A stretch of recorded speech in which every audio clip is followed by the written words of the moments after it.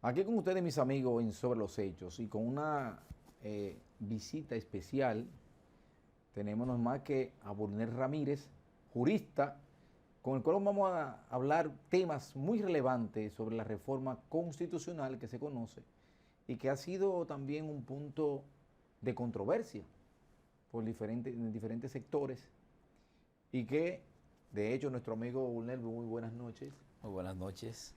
Eh, Creemos que esta reforma constitucional tiene muchas aristas en las cuales nos gustaría ir con usted aclarando, sobre todo con algunas opiniones que han vertido otros juristas, donde dicen que esto es un traje a la medida del partido de gobierno.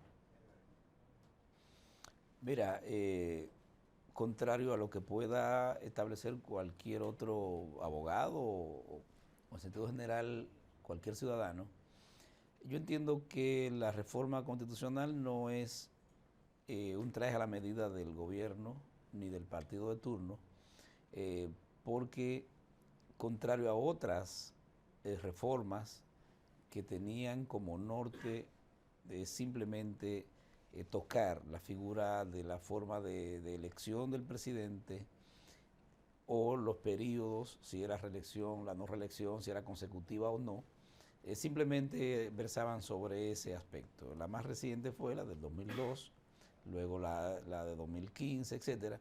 Sin embargo, en esta ocasión el presidente Luis Abinader sometió su propuesta de reforma al Congreso queriendo esencialmente hacer por la vía constitucional un cambio en lo que hasta este momento ocurría con la designación del Procurador General de la República. Sabemos que todos los presidentes, sin excepción, nombraban como Procurador General de la República a un dirigente de su partido. Un dirigente connotado o no connotado, pero sí dirigente político, y que la persecución del crimen básicamente de corrupción administrativa siempre fue selectivo o simplemente no se persiguió. El presidente Abinader entonces, a su llegada, ya lo había prometido en campaña, designa a la doctora Miriam Germán Brito como Procuradora General de la República, incluso con un decreto especial, el primero, estableciendo que no la iba a llamar nunca, que tenía la libertad absoluta, y le dio no solamente la independencia que dice la Constitución y la ley, sino la real independencia política. No se tiene constancia, ni nadie lo ha dicho, que el presidente se ha inmiscuido en el trabajo del Ministerio Público. Ahora él no solamente quería hacer eso porque si no se hacía el cambio constitucional o en la ley, entonces podía seguir, se corría el riesgo de volver al pasado y que un presidente volviera a nombrar dirigentes políticos, que no por político se es malo, vamos a establecer. Pero se podía volver a lo anterior de procuradores que se hacían de la vista gorda frente al crimen, sobre todo contra el erario. Entonces, ahora la reforma constitucional ha dicho, se ha aprobado, que el procurador será propuesto por el presidente al Consejo Nacional de la Magistratura. Eso tiene, incluso con la nueva composición constitucional del Consejo de la Magistratura, que sale la figura del procurador, que mal podría elegirse a sí mismo, ¿no? Entonces va a ser hecho por un órgano político pero colegiado, porque la composición del Congreso, del Consejo de la Magistratura te permite que esté el propio presidente de la República, el presidente del Senado y un senador de un partido distinto que ostente la segunda mayoría, el presidente de la Cámara de Diputados y un diputado de un partido distinto y obviamente dos jueces de la Suprema, uno de ellos simplemente como secretario. Y ahora se sustituye al procurador por el presidente del Tribunal Constitucional válidamente. Es la más alta corte, es la última palabra en materia jurídica del país y entonces lógico, es atinado que esté el presidente del Constitucional. Por tanto, y además ya el presidente no puede nombrar de manera antojadiza a quien quiera, está sujeto a aprobación. El que puede lo más, puede lo menos. Pudiera el Consejo rechazarle el procurador. De manera que es positiva y realmente trae tranquilidad, sobre todo a los sectores que por tanto tiempo se han estado quejando de que lo del Estado Dominicano no le duele a nadie. Ahora sí le ha dolido. Y hay una serie de expedientes, muchos expedientes contra la corrupción, que ya hay seguridad de condena por la cantidad de gente que ha ido haciendo acuerdo con el Ministerio Público. Esa es una ventaja del Ministerio Público Independiente, o por lo menos no dependiente directamente del Poder Ejecutivo. Con respecto a la unificación de las elecciones, bueno, ¿en qué le beneficia a un partido o a otro? Es igual para todo, es una reforma que va a traer necesariamente un ahorro significativo de dinero. Si tener elecciones cada 2 años no es verdad que es beneficioso económicamente e incluso para la tranquilidad del país. Es como si el país estuviera todo el tiempo en campaña, porque cada 2 años estaríamos todos en la calle, los partidos en la calle, etc. Del punto de vista económico es beneficioso y desde el punto de vista institucional también, que sin embargo entiendo yo que va a traer como consecuencia la unificación de las elecciones por la cantidad de puestos a elegir en la unificación. Entiendo que ya tenemos que ir trabajando para el voto totalmente electrónico, automatizado completo en todo el proceso, un poco como ocurre en Venezuela. Pero un poco no, como ocurre en Venezuela. ¿Es una posición personal o partidaria? No, partidaria no. Aquí soy simplemente un invitado. No lo digo por el hecho mismo. No.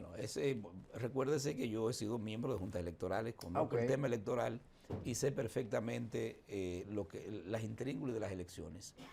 Y ojalá, para menos complicación, y esto sí entiendo que debe someterse al escrutinio del Congreso y que la población tome conciencia que hay que eliminar el sistema de Hunt o método de Hunt, que es el utilizado para la asignación de escaños en el nivel de diputados y en el de regidores y vocales. Es muy discriminatorio.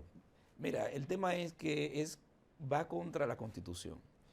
La Constitución dice que tenemos un voto directo y ya hay sentencia del Tribunal Constitucional que eliminó, por ejemplo, el arrastre municipal, eliminó el arrastre también congresual, dividió las elecciones regidores y alcaldes independientes como senadores y diputados. Entonces, si el voto es directo, simplemente tiene que ganar el que más votos saque, no importa de qué partido sea. Yo te puedo decir que yo fui víctima del sistema de Hunt. Yo saqué más votos como regidor, como candidato, que uno de otro partido. Y no pasó. Y yo no pasé y él está así. No es constitucional porque va en contra del voto directo. Y si el voto es directo no puede haber ningún mecanismo, absolutamente ninguno, que intercepte el voto, que modifique el voto o que de alguna manera haga variar la voluntad de las personas. El presidente también, y lo aprobó por supuesto la Asamblea Nacional Revisora, la forma de gobierno, que civil, republicano, representativo, y dice, y que además simplemente no podrá jamás presentarse quien haya ocupado 2 veces la presidencia, 2 periodos consecutivos. Eso es parte de lo que el presidente le ha llamado el candado en la modificación, que lo coloca en 2 momentos. Uno cuando se elige la figura presidencial y al final en la forma de gobierno. También amplía esa forma, lo que se llama la cláusula pétrea, así que esos aspectos no deben ser tocados por ninguna reforma constitucional. Obviamente es una gran discusión porque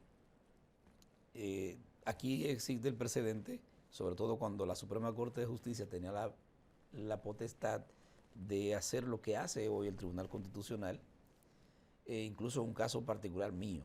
Dijo la Suprema y un precedente constitucional que la Asamblea Revisora, una vez reunida, puede ir más allá de los artículos de reforma que la convoca. Le da la categoría de soberana en ese sentido. Pero entiendo que el presidente, con esa reforma, a diferencia de lo que habían hecho otros, realmente le está dando más poder al pueblo y más protección al pueblo, y de alguna manera es un disuasivo contra la corrupción administrativa. Yo hablaba ahorita hace un ratito de lo que sería 2 años y nunca más, ¿verdad? 2 periodos. 2 periodos. ¿Cuáles candidatos estarían en esa tesitura o sea, que deben de ceñirse a esa, en caso de que se apruebe? Mira, hay una... No, eso se aprobó. Hay una discusión en el sentido de si, por ejemplo, Danilo Medina puede volver. No, yo duró 2 periodos consecutivos. Sí, pero estamos en una constitución que no es ni nueva ni vieja, es la constitución. ¿Por qué al presidente se le pone una cláusula transitoria de que él no puede volver? Sí, ¿por qué se amarra que él no puede volver? Sencillamente porque la reforma lo habilita, lo rehabilita. Desde mi punto de vista, y que sirva para la discusión de la comunidad básicamente constitucionalistas, Danilo queda habilitado, porque es una constitución. Y aquel transitorio que le impedía a él postularse era de una constitución que no es la de hoy. Y en su caso particular pudiera verse muy discriminatorio. En aquel momento también lo consideraron algunos, pero fue un asunto, digamos, pactado por él con la Asamblea revisora en ese momento. Pero desde mi punto de vista, él y todos quedan habilitados, e incluso el propio presidente actual, si no se le hubiera puesto el candado de prohibírselo a él también particularmente.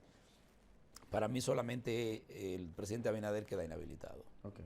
Mire, usted mencionó hace un ratito lo que tiene que ver la conformación, vamos a decirle así, como dicen algunos ahorita, dice mucho la politización de lo que son los estamentos de justicia. Y te hablaba ahorita de que ahora va a ser el Colegio de Magistratura Consejo Nacional de la Magistratura, que va a elegir bajo propuestas o ternas quién va a ser la procuradora fiscal. Procurador General. Y veo también que han propuesto que sea el constitucional, el presidente del constitucional, que forme parte. Que forme parte. ¿Eso no sería también agregarle politicidad? Poner el constitucional, porque puede contravenir en cierto momento para poder tomar decisiones. No, fíjate que la ventaja es, como te diría, como decía más temprano, el Consejo Nacional de la Magistratura es diverso. Tú tienes la posibilidad de que haya un senador y un diputado distintos a los que presidan en ese momento ambas cámaras. Estaría recayendo en partidos de oposición o partidos con segundas mayorías, vamos a decirlo. Los jueces de la Suprema no son políticos. El presidente del Constitucional no es político. Y es saludable porque es importante, por ejemplo, que esos estamentos que tienen una visión crítica de lo que debe ser la justicia en sus 2 salas, en la Procuración de Justicia, que es el Ministerio Público, y la aplicación de la ley ante esa Procuración de Justicia, que son los jueces, es saludable porque harían siempre, desde mi punto de vista, y atendiendo al papel social e institucional que juegan, harían buena selección. Por tanto, no sería político, al contrario, estaría muy alejado de la politicidad. Mire, la reforma ha traído también como un punto muy controversial que tiene que ver que la población, y hemos hecho varios sondeos, dice que para haber abordado un proceso de reformatorio constitucional debió haberse mejor, y por el hecho del partido de gobierno que podría ganarse esos bonos, como dicen en algo popular, abocarse a lo que, con todos los sectores, a la aprobación del Código Penal, a lo que son las 3 causales, una serie de leyes que están pululando en el Congreso, que son mucho más fuertes en materia de lo que es la corrección ciudadana que la misma reforma. ¿Cómo usted evalúa eso? Mira, yo creo que una cosa y la otra no tienen, una cosa no tiene por qué paralizar la otra. Fíjate que la reforma constitucional se aprueba mediante una convocatoria a la Asamblea de una ley que declara la necesidad, es decir, se considera que es necesario hacerlo, que no tiene nada que ver con que los legisladores hayan sido morosos todos en la aprobación de leyes que van a complementar precisamente la Constitución, no la del 15, sino la del 10. Hay una cantidad de leyes, sobre todo y muy particular, la ley del referéndum. Es una ley que le da poder al pueblo, pero parece que el pueblo no ha entendido, la comunidad jurídica, la comunidad política no ha entendido que el pueblo necesita como soberano no solamente tener la representación en ellos, sino tener mecanismos de participación ante situaciones trascendentes. Es una ley que está pendiente. Yo creo que la prensa tiene la responsabilidad social de insistir, porque necesitamos empoderar más a la ciudadanía para procurar frenar más el ejercicio del poder, porque habría un mecanismo expedito para la participación, para cambiar cosas, etc. Es una ley que está pendiente, penosamente pendiente. Bueno, esperemos de que sí la saquen al ruedo, ¿verdad? Ojalá. Bueno, vamos a la pausa.